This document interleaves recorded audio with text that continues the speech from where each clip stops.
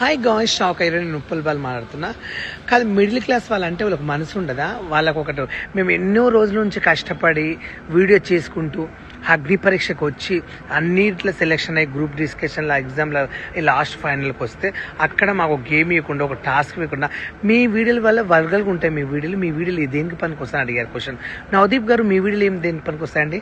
మా వీడియోలు పని చేయనప్పుడు మీరు సమాజంలో ఎవరికైనా దానం చేస్తారా? ఒకరికి ₹1,00,000 దానం చేస్తారా? ఎవరికైనా పెళ్ళి అయితే పుస్తమెట్టలు ఇప్పించారా? మీరు ఎలా మాట్లాడతారు సార్? అంటే మేము మిడిల్ క్లాస్ వాళ్ళం, ఇవ్వడం ఏం చేయలేదు, మా గురించి ఎవరు వీడియోలు పెట్టినా పట్టించుకోరు, మేమే తోపులు అనుకుంటా. మీకు అవకాశం ఇస్తే మీరు అక్కడ కూర్చున్నారు. మీకు అవకాశం బట్టి ఈరోజు మీరు వెళ్ళకూడదు కదా బిగ్ బాస్కు. అంతగానం చూడకండి. ఏదో ఒక రోజు మీకు తగులుతుంది. అగ్ని పరీక్ష పిలిచి అవమానించడం కాదు. నేను అస్సలు వదిలిపెట్టాను నవదీప్ గారు, నేను అస్సలు వదిలిపెట్టాను. పాపం అనేది ఎప్పటికైనా తట్టుకుంటుంది, భరిస్తా కూడా.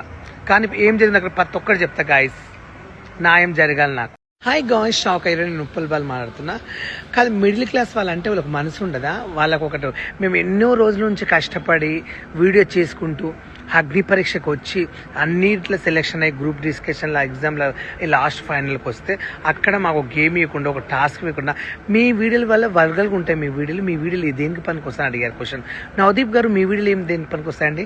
మా వీడియోలు పని చేయనప్పుడు మీరు సమాజంలో ఎవరికైనా దానం చేస్తారా? ఒకరికి ₹1,00,000 దానం చేస్తారా? ఎవరికైనా పెళ్ళి అయితే పుస్తమెట్టలు ఇప్పించారా?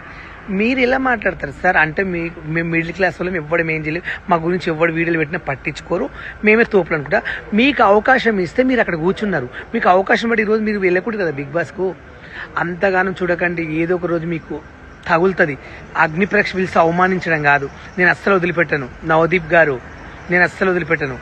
పాపం అనేది ఎప్పటికైనా తట్టుకుంటుంది, భరిస్తా కూడా. కానీ ఏం జరిగింది అక్కడ ప్రతి ఒక్కరు చెప్తా గాయస్, న్యాయం జరగాలి నాకు.